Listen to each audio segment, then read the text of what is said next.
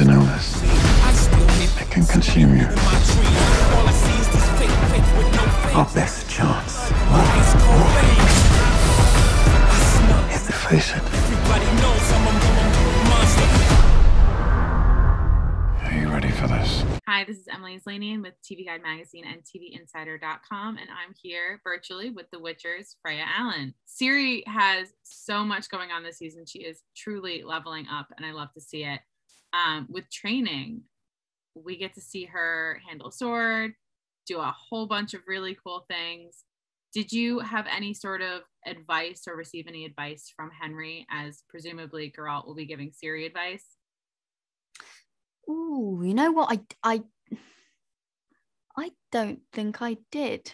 I don't know, that's a bit of a disappointing answer. But I think a lot of the scenes I had where I was doing that training, ironically, well, no, that's a lie. He was there. He was there, actually. But I don't know. I think he left me to it, you know, because I was kind of, I was, you know, working through that with the stunt department, and they were there to kind of give me the advice. So I think he sort of left me to it a little bit, which is nice. But I think always just watching him is just an inspiration, and you sort of learn from actually watching him do his own fight scenes more so than, you know, him actually telling me. What would you say was the biggest difference for you between shooting season 1 and season 2? Oh, just a major difference in terms of my approach to everything. I'd figured myself out more as within my job. You know, I was so thrown in season 1. And also just in terms of the fact that Ciri actually had something cool to do, you know, in terms of emotional stuff. Like, she was really fleshed out. So much happens. There was always so much to sort of be considering. So much, you know,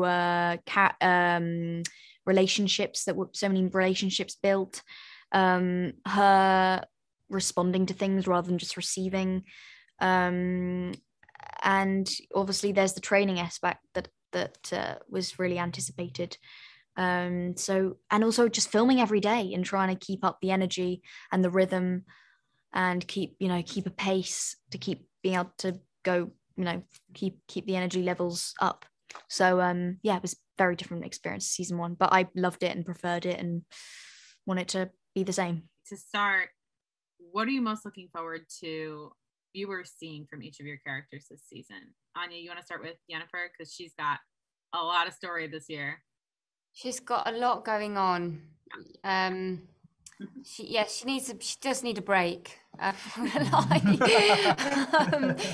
Yeah, I'm excited to see Yennefer face all the challenges she has to face this season. She goes through a lot last season, but the stakes feel higher this season. She meets people who really challenge her. She makes some unlikely alliances who really challenge her and change her perspective on things. What I'm most excited for is, I think, her purpose shifts. Yeah. Awesome. Joey, you want to go next?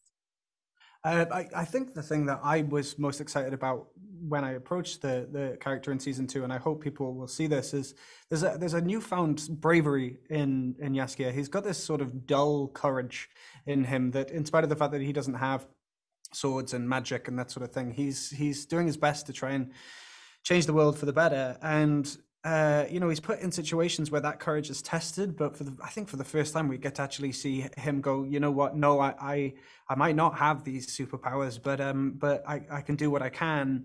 And his that loyalty and that courage all somehow remain intact. And I think that shows an inherent humanity in his core that I've always tried to cling to.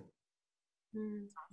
Mimi? I guess I'm really excited for people to see, or hopefully see, how Fringilla struggles, how she navigates the things that she doesn't necessarily like and she doesn't have easy options out of, and how that affects her.